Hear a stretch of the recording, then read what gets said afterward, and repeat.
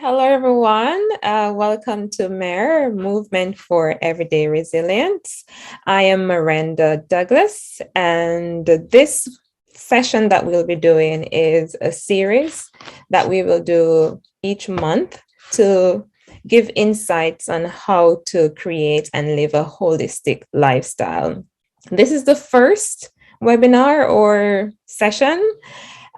So before we get into the discussion, do not forget to use the chat if you want to ask questions. We will have a Q&A at the end. And today I'll be speaking with Heather Skoll. You will learn about Heather, her 4-pillar approach, and have an opportunity to ask questions. All right, so we're just going to get right into it. Thank you for joining, Heather. It's a pleasure to meet you and to discuss and explore what your work is all about. So my first question for you is, a lot of people know you as a yoga teacher, right? So can you tell us more about Heather Skoll? Of course. Thanks, Miranda, and hello to everyone. So as a yoga teacher, in fact, there's someone on this webinar right now who actually calls me Yoga Heather because she has other Heathers in her life. And it's an appropriate fit. I'll accept it. And what I do and what I've learned does go beyond yoga. So when we think about yoga, we think about yoga as a practice. Perhaps people think of it as movements or a series of movement, maybe breathing. And if you know yoga even a little bit more, you might realize that it is a whole holistic practice in itself. And if you go in depth with the practice, you do start to explore not just the physical body, but also how to get calm and how to clear your mind and how to, connect more spiritually, because yoga actually prepares us for meditation. And so as a yoga teacher, that's like part one of what I do. And as some of you know, I also do a work called Rubenfeld Synergy, which I work with people one-on-one. And that has a whole other range and depth to it. And we probably won't get into a lot of that today. We'll talk a little bit about more of the movement today. Okay, thank you so much. Yes, yoga is wonderful. I've done it for just like a couple months. So it's something that I would definitely like to get into. All right. So what inspired you to get into wellness? Because wellness is very broad, right? So what inspired you to get into wellness? Okay, so, and so you'll see is one of my favorite words. So I have to learn to not say so much. Okay. I wonder if when I'm just going to do a check because I'm not spotlighting and I'm only seeing Miranda and I see people on the gallery. Can you put up your hand if you see me when I'm talking? Okay. All right. Excellent. Thank you so much. I got into wellness at a time when I would say I was struggling and suffering. Wow. At the time, the struggling and suffering was more when I was a mom and my kids were having challenges in many different ways. And in some ways, the holistic wellness came to me. Partly, I had a friend who one day said to me, like, let's get away from it all. Let's go to India. Wow, that's a big jump. And I said, that's just not practical. And she said, how about if we join a yoga class together? And I said, yes, that makes a lot more sense. I joined this yoga class because it was also convenient. It happened to be at a time when my youngest son was in preschool and it was right around the corner. And I felt like I can actually do it. It was doable. My other kids would have been in school at the time as well. So that was sort of my first sort of step into yoga. But at the same time, during these struggles, I had searched for a type of therapy. I tried a couple of different types of therapy. And then I was introduced to this woman who told me, who basically said, I do this work where there'll be some talking and some touching. And I just said, I'm coming. And, Oh, and when I went, it really turned out to be what I didn't know, kind of another first step in the rest of my life, because her method was the Rubenfeld Synergy method. So that's sort of way back that I first stepped into wellness. okay. That's a nice introduction because it's good to try something new. And the fact that you didn't hesitate, you just jumped in, and now it's an integral part of your life. So thank you. So can you tell us more about wellness? Is it just, you mentioned earlier that yoga has some spiritual aspect to it, but is it just physical? Because a lot of people, we just think about movement or yoga as being just a physical thing, but can you explore some more? Okay, so I'm going to go back to when I was that young parent, and without having a large toolbox of resources, I relied on running as one of my resources to de-stress. That's pretty much the only thing that I knew at the time. Running or exercise, more like calisthenic type exercises. And I worked out like crazy in order to de-stress. Then when I came to yoga, the aspects that I first became aware of was a little bit more of an awareness while working out, if you want to call that. So moving Yes. the body, but also paying a little more attention to the movement, as well as paying attention to breathing, not something that I was necessarily doing when I was, running. Yes.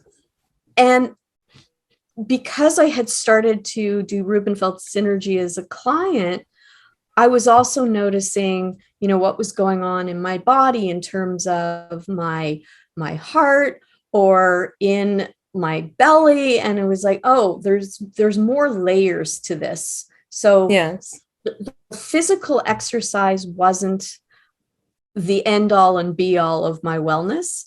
Neither was only food and certain diets. Like those were not the end all and be all. It was going a lot deeper than that.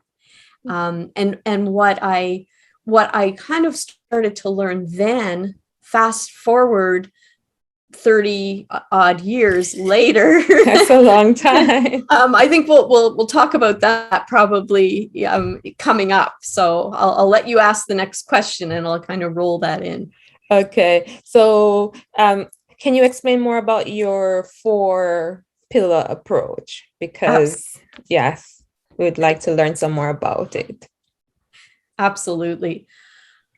So the 4-pillar approach, you can think of a stool or a chair, and how many legs are there? There's 4, basically. Yes. Okay. So one would definitely represent the body. And we were talking about the body and some of the things that help the body, which are exercise and what you're eating. So there's one pillar is the body. Another pillar is the mind.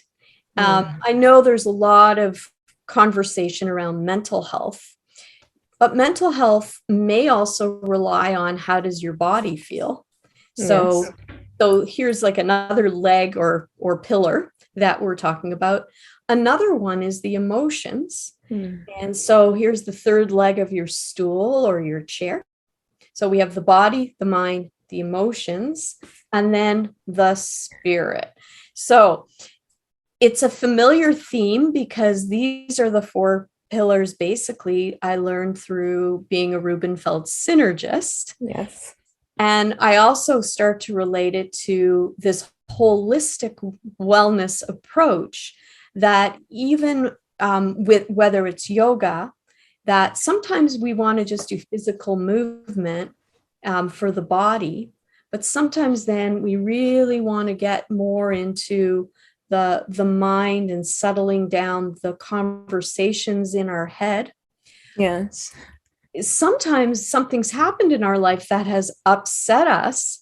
And then we start to use breathing to calm the emotions, which then helps to calm the mind and the body.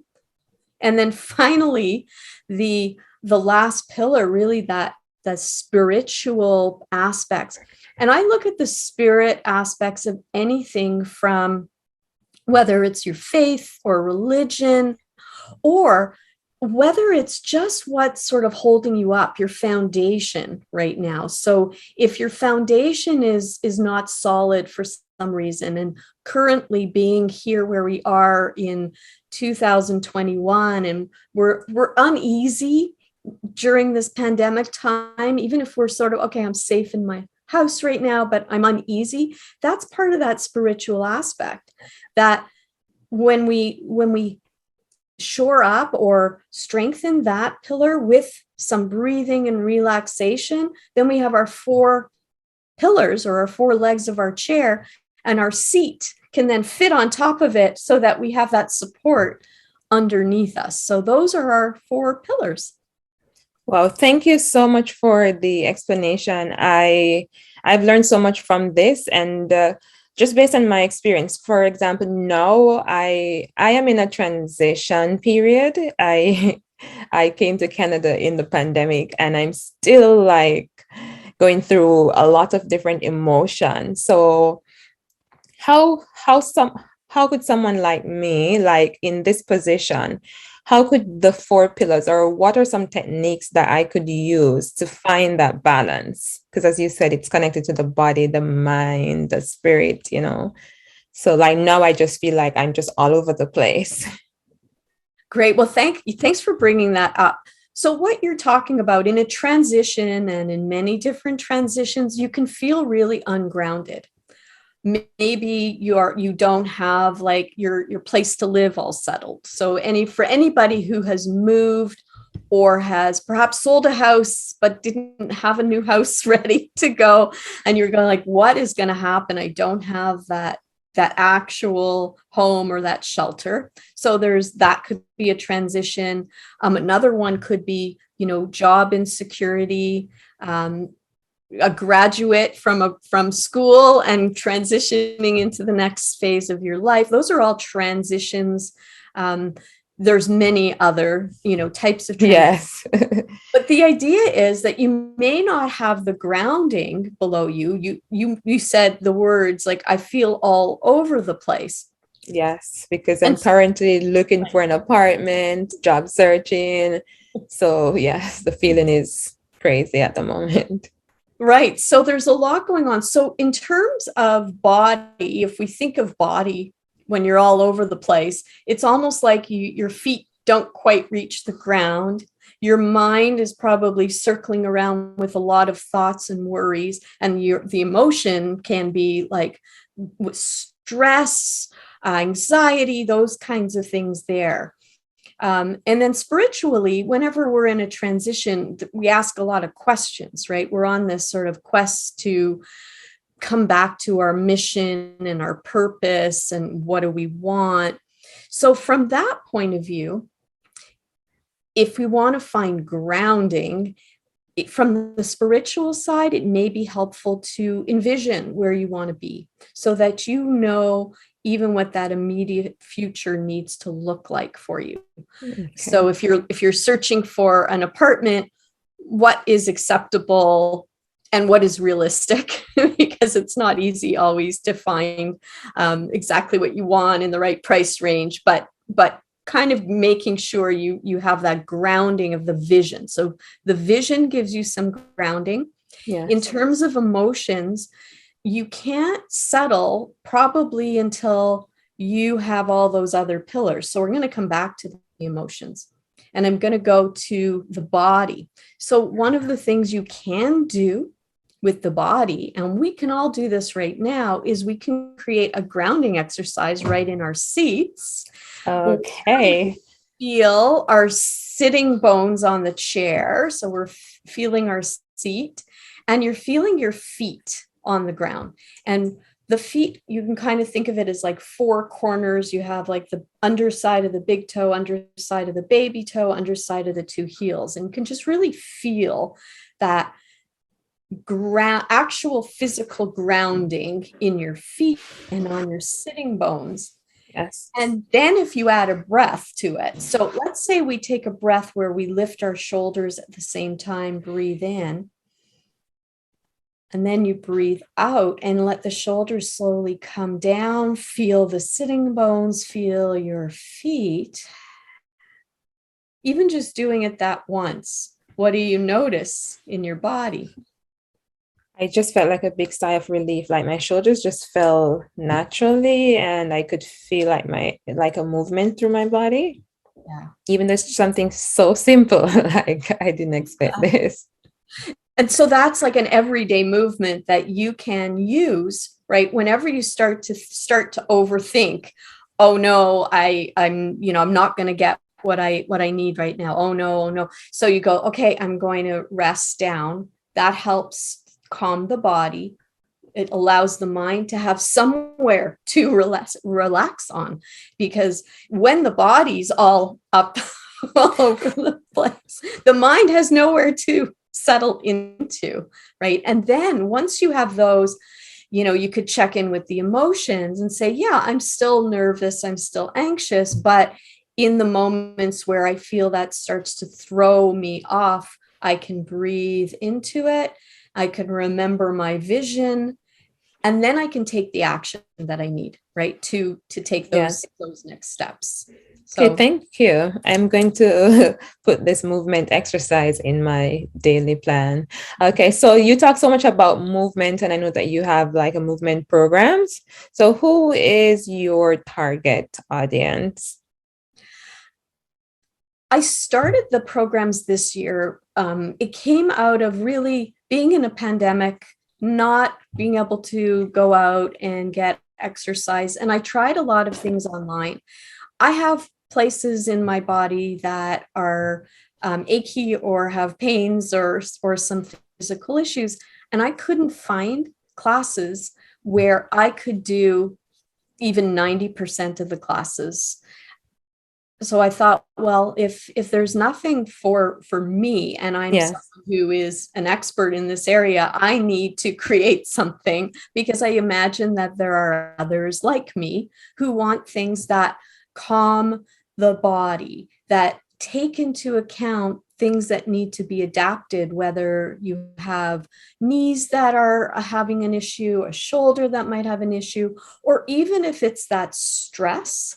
Yes. Yeah, because I've designed my programs, but also my flow of the classes with the 4 pillars always in mind. So I don't know whether everybody comes out feeling like I've got my 4 pillars back. People say, oh, I feel good after the class. I feel less stressed.